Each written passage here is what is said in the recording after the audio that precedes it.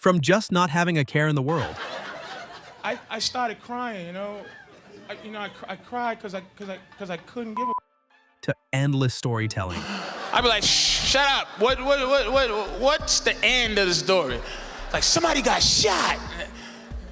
All right, go ahead, try to tell a story. These are some of the darkest jokes in comedy history ever by PatriceONeal. Like, you gotta be careful just to say, hey, you look beautiful today. That's how messed up the game is.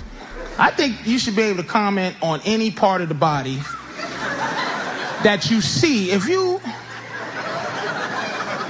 I'm serious. What's your name? What's your name? Jeannie. Now, Jeannie, no disrespect, but if I work with you, I should be able to walk in and go, oh, Jeannie, beautiful titty meat you have there. Well, while that must have been a wild one for Jenny, it's not uncommon to catch strays in PatriceONeal shows. In fact, it's best to come prepared for whatever because you might get this. But women, you don't get creepy. You get hornier as you get older. It's weird. You want to do all your sexing between the ages of 30 and 50. That's when you want it. But here's how sad things are. The value of vagina is only good from 18 to 29. And women, don't get too offended. You know what you should have expected being at Patrice's shows. Well, you need your friend though, right? Like you're f***ing him from behind, and then you sneak out and he takes your place, and then you walk outside and wave at her through the window. Of course, a typical O'Neal joke. But while that had at least something crazy for a start, you also get jokes like this that even get worse. You know, getting that fantasy going, oh, big black guy, hope he doesn't grab me.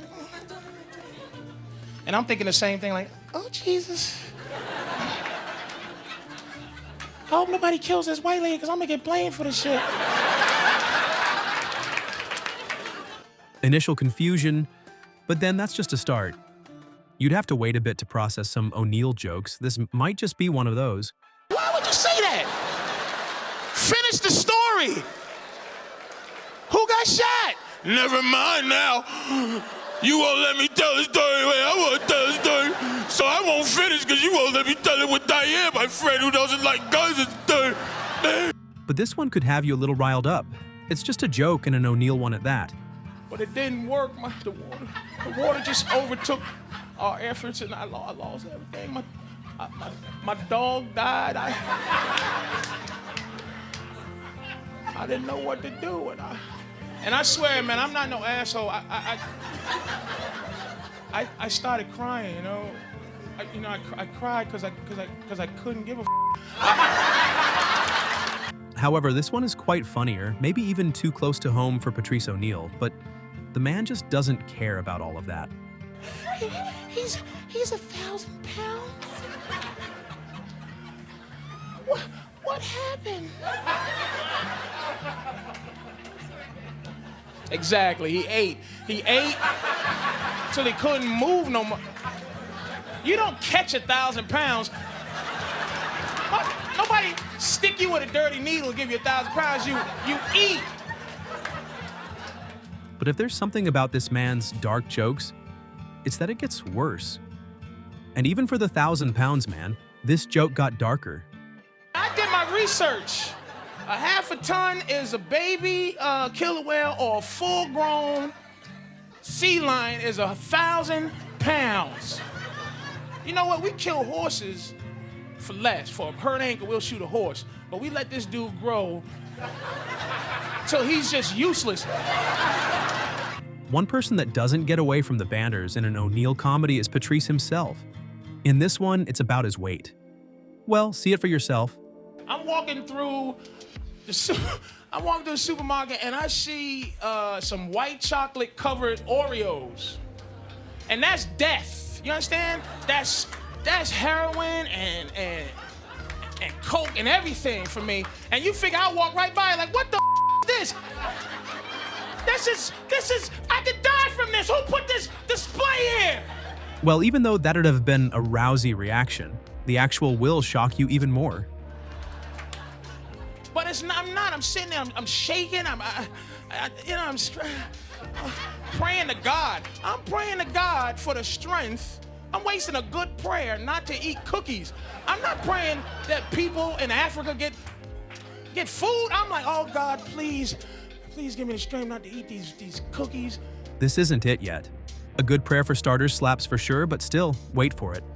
And I'm lactose intolerant, but if I eat these cookies, I gotta have some milk. I got to. So I'm, but I don't want to die, but you gotta tell yourself something to make you feel better. Like, you know what, fuck it, I don't need both my feet. Well, there goes. But beyond just stage appearances, O'Neal makes his jokes even in interviews like this one. That's why I don't litter. I don't throw garbage in the street ever, and not because I care about the earth, but I'm afraid I'm gonna be walking through the park drinking a soda when I'm done. I throw that shit away to fly over a bush and land on some dead white woman's head with my fingerprints on the fucking can. And come ready for banters if you're getting front seats at the man shows, especially if you're coming with a partner. You ever pee on her? You ever pee on her? You want to pee on her?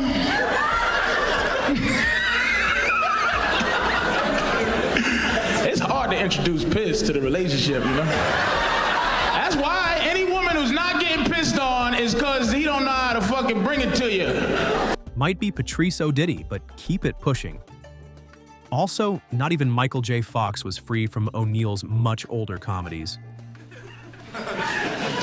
Now, Michael J. Fox has Parkinson's disease, and that's terrible, but I just want him to be honest with his problem. Because he's on TV every 5 minutes talking about how terrible the disease Parkinson's disease is, but I just want him to be honest with his selfishness. I want to ask him a question. I'll be like, hey, Mike, listen, I know you got Parkinson's disease, but what about cancer and AIDS? Aren't those important too? And I just want to see him go, yeah, they're important, but you know what? I ain't got that shit. Well, it clearly wasn't the best idea being like O'Neal in an O'Neal show. God bless you. I'm just a tad bit nervous because I'm wondering when I walked out here, do you think to yourself, whew, that's a big dude, or whew, that's a fat dude. Then you have even more jokes like this. Women, keep your booties nice, because guys, you know what I mean? We become good friends because you can't enjoy a nice booty by yourself. You ever see a nice booty alone? You're looking, you start looking for some.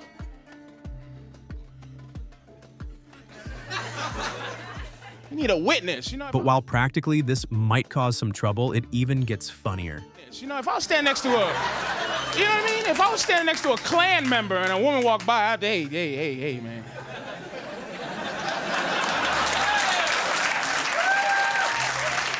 Oh, man, take off the hood so you can see. While these were some really funny jokes, to round this up, there's this last one by Patrice O'Neal. Might have been some banter for the big guy in the audience. I get this too a lot of times. I get like fat people I don't know, fat strangers. They speak to me in the middle of the street like we got some sort of, bond or something, like, hey, I eat too. I don't know you. Fat people might not like how far this gets, but it's on O'Neal, the leader of fat people, not us. Get extra happy, like I do comedy. It's like, oh, we have a voice. Oh my goodness. Oh man, hey, big man, represent, man, represent. I represent what? Fat people.